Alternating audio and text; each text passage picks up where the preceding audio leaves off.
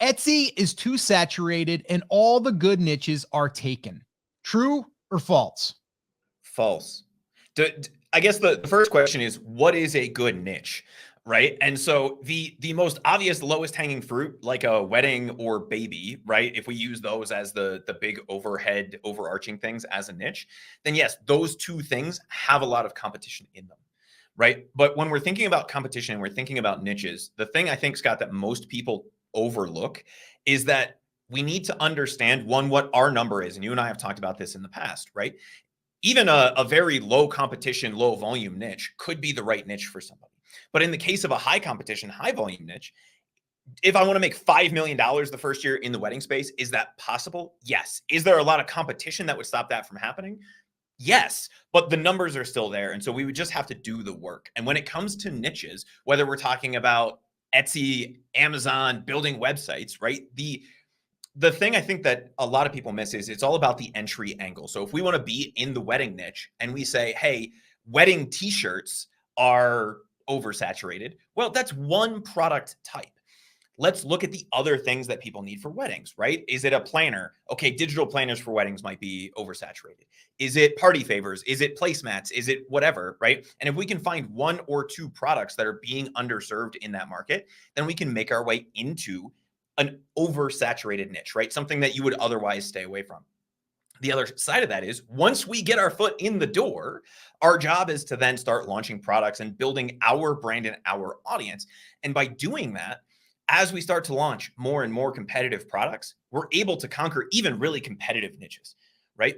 The thing I would say there, the caveat that I would make for that is, okay, unless you're really passionate about a hyper competitive niche like weddings, is there something else that you could launch in just to make your life easier and to not even have to worry about that? And the answer is almost always yes. If your thing is weddings and you love weddings and that's what you want to do, there's absolutely a way to get into that niche on Etsy.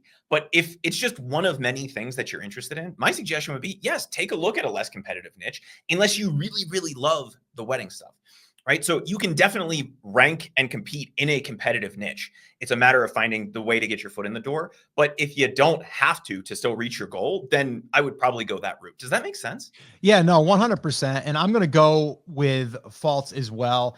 And the reason why is because, like you said, I actually think that it's easier to enter a more saturated competitive niche because there's ways that we can sub niche down.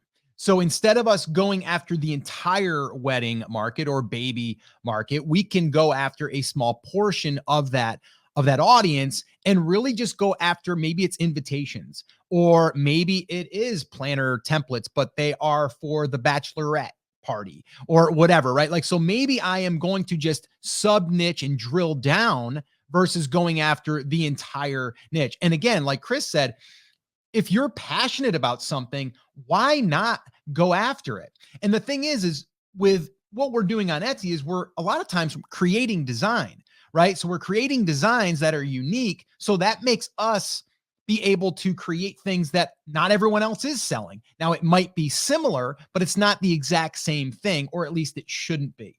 So when I hear people saying that it's oversaturated and there's, all the good niches are taken, well, that's just, to me, that's a negative mindset. We have to go at this thing like, if you are interested in that niche and you feel that you can add value and you would have fun. The other thing, if you would have fun creating products for that niche, then I say go for it. All right. And that's my response to that. If anyone says, well, yeah, it's just too saturated, all the good niches are taken, I'd be like, no, they're really not, because we have a lot of opportunity to drill down and really go into these sub niches. And then we can level up and go into those other ones once we start getting established.